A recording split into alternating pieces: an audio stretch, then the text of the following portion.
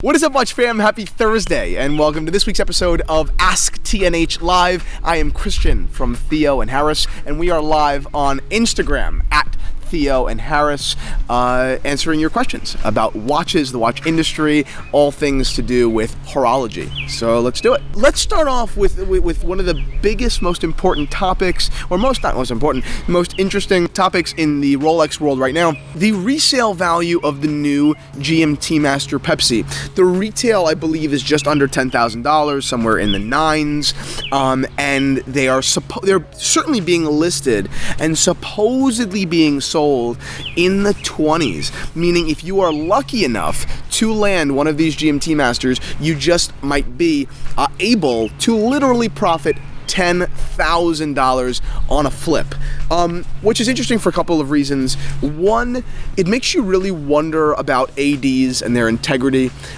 Is there, how do you get one of these watches? There's supposedly a list. Supposedly if you walk into an AD, you can put your name on a list for a, highly desired watch, right? Supposedly that list, is used. Supposedly the ADs do follow that list. That list may consider how good of a client you've been with an AD. All of the information surrounding the availability of these desirable watches from Rolex and Patek is kind of secretive, or it's not secretive, or it's just not really codified. So it's very funny because although we have no information on it, it's one of the most talked about and speculated, topics, solely in the new watch world. Beyond that, is the watch worth 20 grand? No, not to me. That's a big number. I think that $9,500 for a GMT Pepsi, this particular one, is pretty cheap. I think that fair retail could even be in the $11,000 range. Bump it up an extra $1,000 to $1,500 on retail, and I would have no problem with that. We're talking about a really, really good watch. Probably one of my favorite Rolexes. I way prefer the Pepsi GMT to a Submariner. It's just my taste. It's a more complicated watch. I happen to, love it. And I think that Rolex could demand more of a premium on it. But on the secondary market, we're not talking about little margin there. We're not talking about a little bump in price. We're talking about serious scuttle. And for me, $20,000, $22,000, $25,000 is just too much. So the question becomes, who is buying them then? Who is the client that says, yep, let me just shell out an extra $15,000 premium for a watch that I could very well just wait for and get in a year? An extra $15,000 premium that I will probably never get back. I mean, it's almost guaranteed to go right into the wind. The guy... And I'm just speculating, and I'm sure that there are many exceptions to what I'm about to say. It's just the person that I can imagine. The people that I know that will do this are the people with obviously a lot of money, where if you just want it, you want it. And that's it. And it doesn't really matter what the resale value is. The concept of value isn't very much so, thought about or considered like it is for people with limited budgets, but there are plenty of people out there, guys. There are people out there that say, yeah, okay, it's something I want. Well, sir, did you ask how much it was? No, I just want it. Can I have it? So that's what these guys on Chrono 24 are preying on.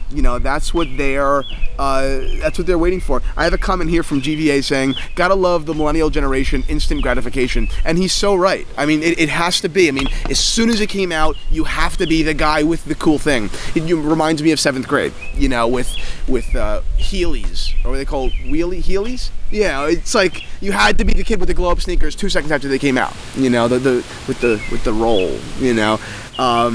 I think that people should mature a little bit from that. Christian, tell us what we need to know about the different gold case constructions in vintage watches. Hazard 75. I believe you're referencing the different ways that gold is utilized, like gold filled, gold capped, gold plated. I really need to make a full video about this. I don't want to jump into the technicality behind, explaining the technical differences between them, because I actually don't know how they are applied differently. But I do know that in my experience, first of all, to me, it really only matters all that much when you're talking about sports watches. When you're talking about dress watches, watches that are not really worn to the bone, not really used as much as sports watches, even a relatively thin gold-plated watch stands the test of time. Gold-plated chronographs, in my experience in that kind of vintage market, they're tough. I mean, they really do wear out often, just because it's the nature of it. I mean, when it's a chronograph, the whole purpose is it's supposed to be a used tool. And the more you use something, the more it's worn down, and if it's plated, the plating will eventually wear off. Whereas, you know, vintage gold-plated or gold-capped Omegas, you know, they're more of a dress watch, they're more rarely worn, more for special occasions. So, as far as I'm concerned, when I'm looking at these watches on the acquisition end, really condition is most important to me. I don't put all too much stock in how it was done, because I, as well as, you know, so many of my clients, because this is kind of how I've trained our clients, you know, these things are not to be beaten up. These are watches from 45 years ago, 55 years ago, and they are to be treated, you know, carefully.